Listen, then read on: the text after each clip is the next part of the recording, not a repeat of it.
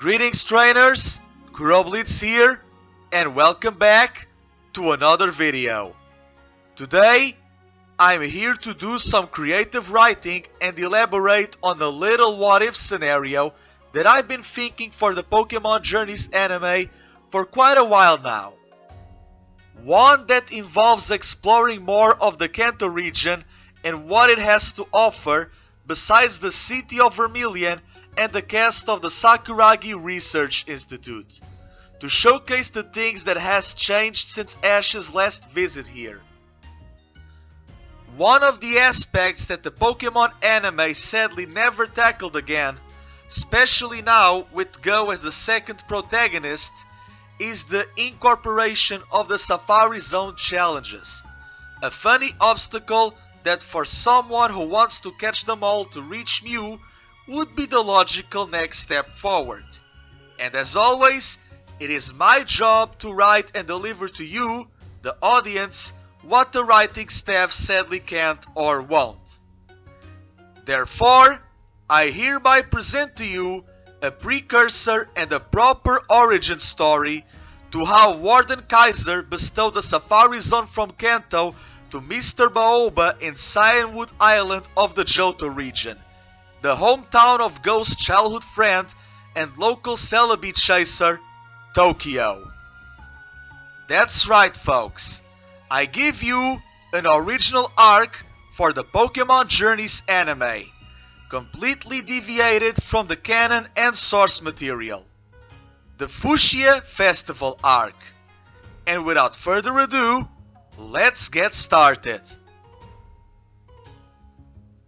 As for the first episode of this arc, Ash, Go, and Koharu are invited by Aya, Koga's sister, to attend the local festivities of Fuchsia City, as everyone is now celebrating the promotion of Koga from a gym leader to an Elite Four member of the Indigo Plateau, showing both the regions of Kanto and Johto his magnificent prowess in ninja and poison techniques.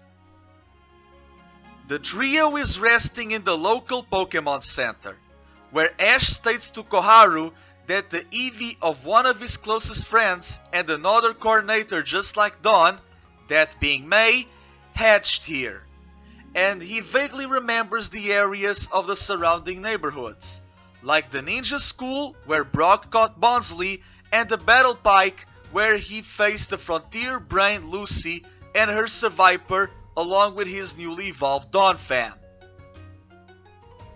As the plot continues, they soon realize that the festival will not only serve to celebrate Koga's promotion, but also to bid farewell to the local Safari Zone, and to accomplish the feats of the new gym leader of Fuchsia, that being Koga's daughter, Janine, from the Johto games of Gold, Silver, and Crystal, with Aya being her official gym referee.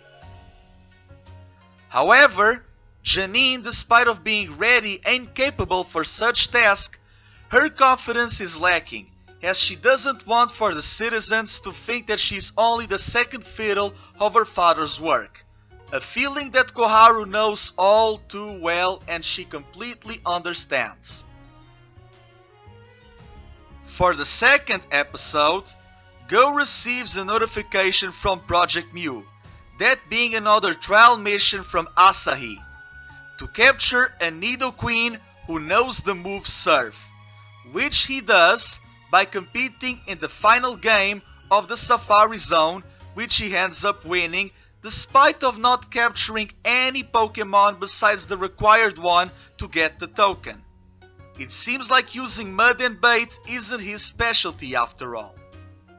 Koharu decides to accompany him as Ash is enjoying the food stands of the local festival, as they befriend the surfing Nidoqueen, remembering the Nidoking that they met back in Pallet Town alongside Mew. Go decides to take Koharu to the outskirts of Beanie's Beach, where he's waiting for the results of his Nidoqueen, as Asahi states that this Pokemon will be pivotal to the study of Mew's DNA, as it's a species that's considered infertile upon evolution, much to Go's dismay as he learns such information.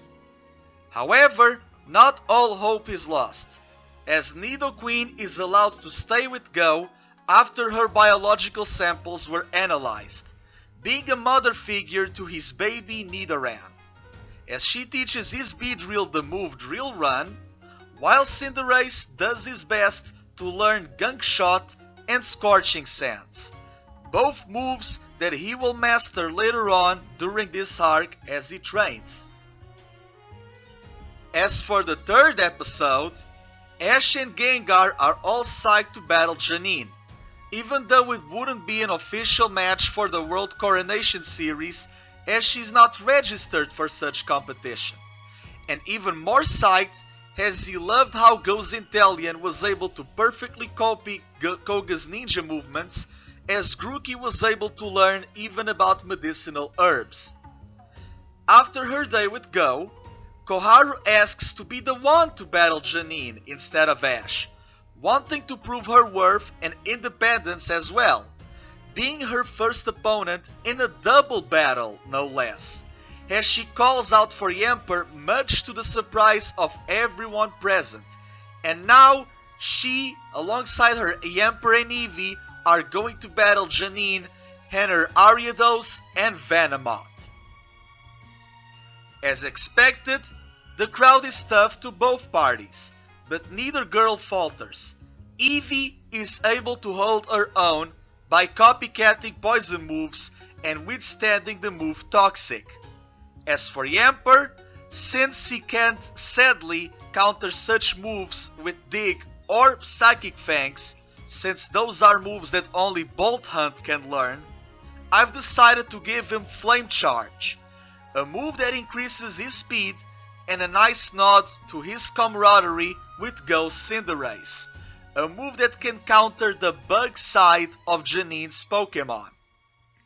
The new gym leader is very happy for such challenge, and caught off guard by surprise to the point where she actually ties with Koharu, bestowing to her the Soul Badge as a token as well as a reward of appreciation. As you can clearly see, this parallels both battles that Maylene from Diamond and Pearl had with Dawn and Ash. Now, as for the fourth episode of this arc, Ash wants to give Janine his all, and being inspired by Koharu's efforts and also using her Yamper, he too calls to Oak Slab to utilize his other two Poison-type Pokémon, those being Bulbasaur and Muk, battling Janine on a 3v3 match. These two Cantonian Pokémon, in tandem with the newly caught Gengar, give out a good fight. However, Janine has some tricky tactics and moves up her sleeve, just like Spikes, Sticky Web, and Stun Spore, leaving Ash to his final Pokémon, that being Muk, a Pokémon that he hasn't used in quite a while, since the Johto League that is, as Janine is now to reveal her two secret weapons. The first one being a Galarian Weezing, and the second one being a Poisonium Z. It seems like she traveled all around the world in order to surprise her future opponents. This match against Ash being in some way a trial by fire in her eyes, as she asks for the Fairy-type Weezing to show the power of poison by using Acid Downpour. However, Ash comes out victorious, as he too decides to use his own Z move with Muk, powering up the Suburb Body Slam to the zenith, as Normalium Z creates a breakneck blitz even more powerful than when used by Pikachu's Quick Attack. Janine might have lost, but at least she learned a valuable lesson. To always be ready and to always have fun. The festival is ending by the time of the fifth and final episode, as the nomads are departing after such celebration.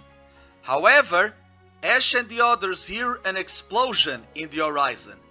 It came from Mount Spirit, where Ash once raced with the Rapidash from the Laramie Ranch. And there, the Matori Matrix are on the hunt for precious Pokémon in the name of Team Rocket, those being Pinken specimen Pokémon from the Orange Islands. It seems like the berries from the Sarton Archipelago are now starting to grow and bloom in Kanto as well due to climatic changes, leaning for more local Pokémon to be victims of poaching, something that our protagonist will not stand. As Aya and Officer Jenny make sure that the locals of Fuchsia City are okay and safe and sound, Ash, Go, Koharu, and Janine head to Mount Spirit to confront Matori and the Rocket Grunts, while Koga informs his new boss, Elite Four and G-Man Lance, about the situation. The kids arrive and battle to their heart's content to protect the local fauna and wildlife of Pinken Pokémon, as Lance from the G-Man comes to save the day, and the Pokémon are now secure and the evildoers depart from the scene. Lance is very happy about the situation and also about Ash's efforts and also the efforts of his new friends, seeing the prowess of his Dragonite as well, awaiting for him to battle in the Masters 8 when the time comes. And with that, the Fuchsia Festival arc has come to an end, as the adventures of our heroes are soon to be continued. And there you have it, folks. My script for an original arc in the Pokémon Journeys anime. I hope you all enjoy it. If you want more content like this, make sure to like, share, comment, and subscribe. My name is KuroBlitz, and continue on with an amazing journey.